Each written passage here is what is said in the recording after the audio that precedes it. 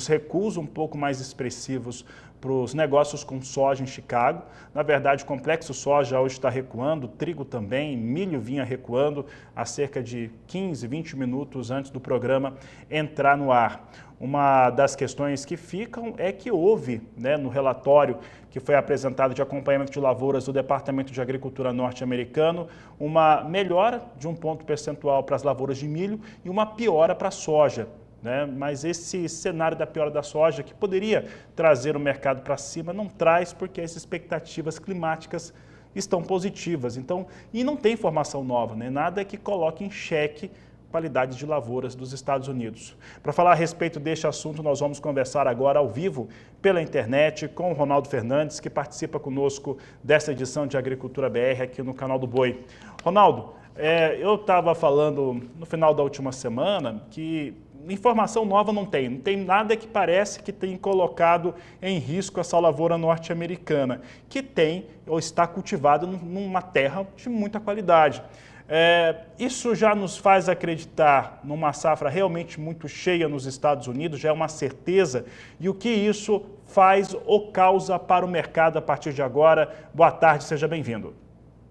Boa tarde, Fabiano, obrigado. Na semana passada, as novidades que a gente pode dizer que aconteceram vieram, primeiro, das mudanças dos mapas climáticos, porque você tinha uma previsão de seca para os próximos 8, 14 dias, e você tinha ali alguns estados, Minnesota, que estavam sofrendo bastantes, embora os principais estados, quando você olhava ali, tanto para soja quanto para milho, para Iowa, Illinois, eles estavam indo muito bem, mas Minnesota, Dakota do Norte, a Carolina do Norte, estava sofrendo bastante. O fato é que a gente tinha um mapa que mostrava as qualidades bem ruins, o clima bem ruim, podendo assim ser um clima muito seco para os próximos 8, 14 dias.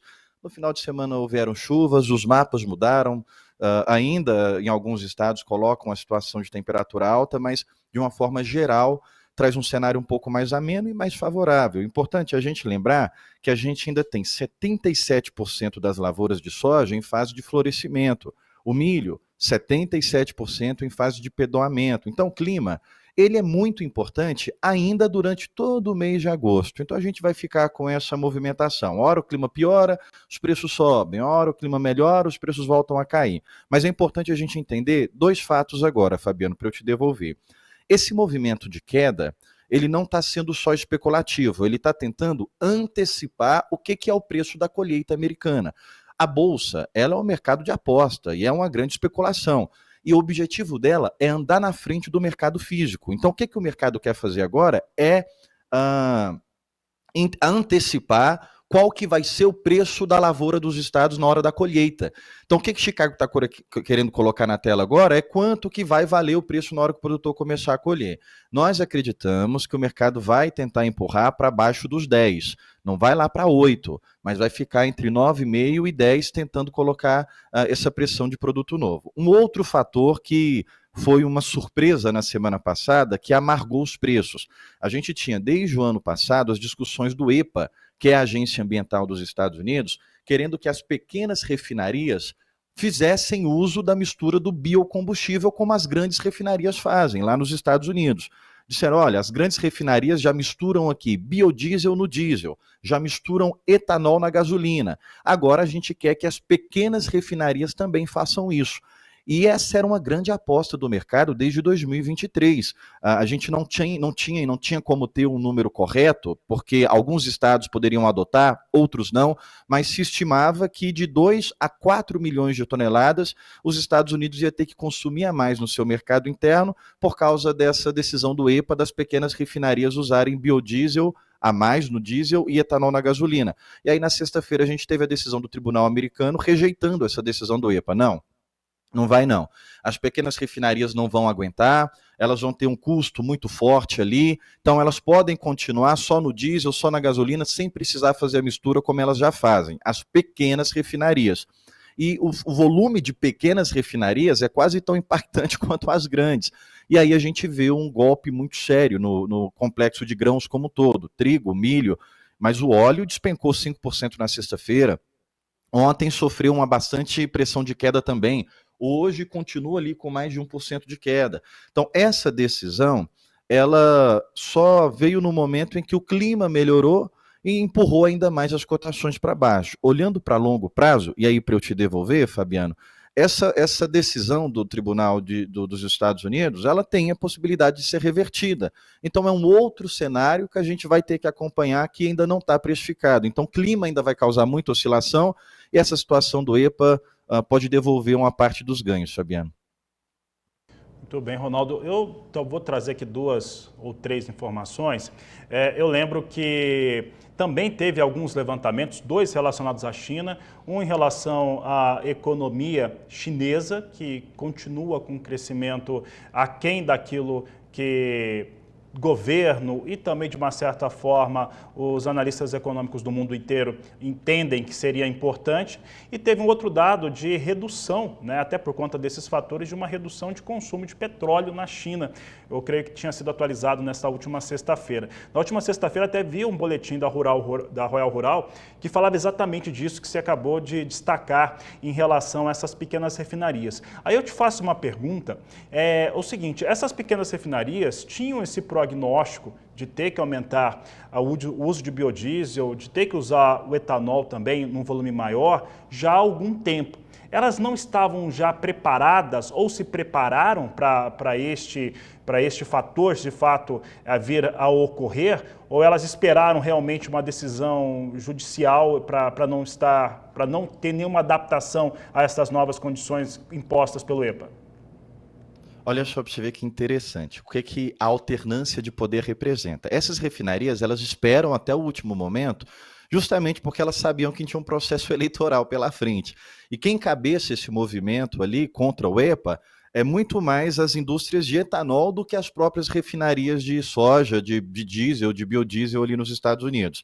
Para deixar bem claro para quem está acompanhando a gente, nos Estados Unidos é longa e há muitos anos vem essa discussão de aumentar a mistura de biodiesel no diesel. E também era grande as apostas do diesel sustentável, que é 100% à base de óleo vegetal, logicamente muito aumenta o consumo de óleo de soja. Então nos Estados Unidos já vinha essa discussão de sustentabilidade, vamos aumentar a mistura de biodiesel no diesel, e as pequenas refinarias elas não precisavam fazer essa mistura. Quem fazia isso sempre são as grandes. E aí, com esses incentivos fiscais para tudo que é sustentável, que o Biden, que o governo ali na mão dos democratas tenderiam a continuar, essas refinarias começaram a fazer os seus lobbies.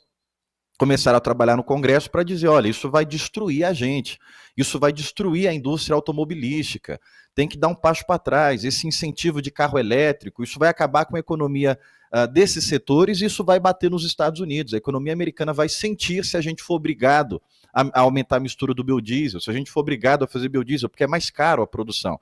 Eles justificavam isso. O Trump, só o fato dele já estar bem nas pesquisas, várias decisões que seriam a favor do Biden, caso ele continuasse, ou a favor da Câmara, caso os democratas continuassem ali, elas já começam a ser contrárias. A gente viu na semana passada a possibilidade de um cessar-fogo em Israel e Hamas, lá na faixa de Gaza, só numa conversa que o Trump teve com o Benjamin Netanyahu. Eles conversaram ali, depois daquela conversa já veio o anúncio de que Israel poderia concordar. Do final de semana depois ganhou tensões de novo, a guerra, mas na semana passada acabou, a sexta-feira fechou com isso, com a possibilidade de um cessar-fogo, porque o Trump tinha conversado com o Netanyahu.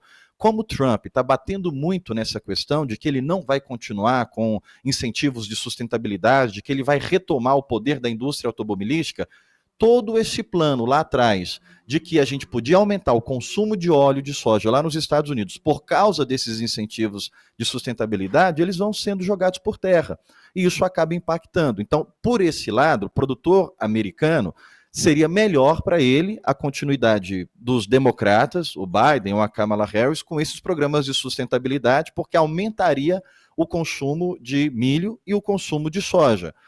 Só que com o Trump a tendência, além daquelas disputas que a gente fala, disputa com China, disputa com México, ainda tem esse ponto no consumo interno dos Estados Unidos. Agora a sua pergunta, para finalizar, o impacto era grande dessa forma?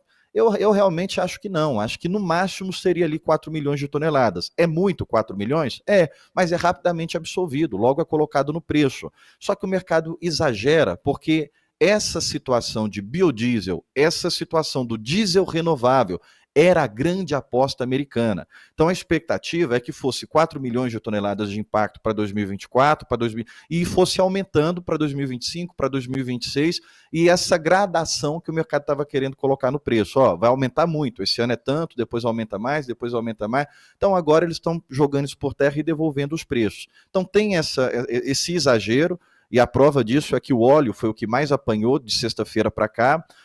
Mas tem a situação climática e tem a possibilidade de reversão. Então, o EPA vai recorrer, porque essa decisão foi uma decisão não final, então tem espaço, ela favorece as usinas e as refinadoras, mas é a agência ambiental, é um órgão americano, então é o próprio governo que vai recorrer, mas as esperanças são poucas, viu? Eu não acredito que tem poder de reverter, e se reverter, é no máximo até o ano que vem, porque se o Trump volta, ele não vai continuar com esses programas sustentáveis. Então é tudo isso, Fabiano, que está sendo colocado na conta da semana passada até essa semana.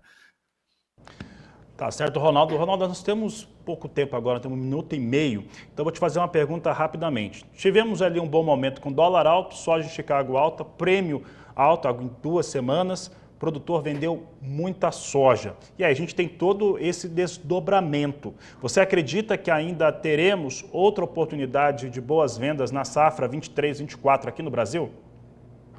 Olha, eu acho, para ser bem direto, que a janela está fechando. Com essa queda de Chicago, com a alta do nosso dólar, hoje a soja brasileira já é $20 a tonelada mais caro do que a soja americana colocado lá na China. A nossa chega lá em torno de 486, a soja americana chega para o chinês em torno de 466. Então, esse movimento de competição com a lavoura dos Estados Unidos, no momento que eles vão começar a colher, tudo indicando ser uma boa produção, acima de 120 milhões de toneladas, eu acho difícil a gente ver melhores momentos do que o que a gente está vendo agora. E eu sempre disse isso aqui, vou repetir para finalizar. Soja no porto, acima de 140, perto de 140, é preço para ir fazendo venda. Abaixo disso, acima disso, o mercado já não sustenta e vai querendo bater, Fabiano.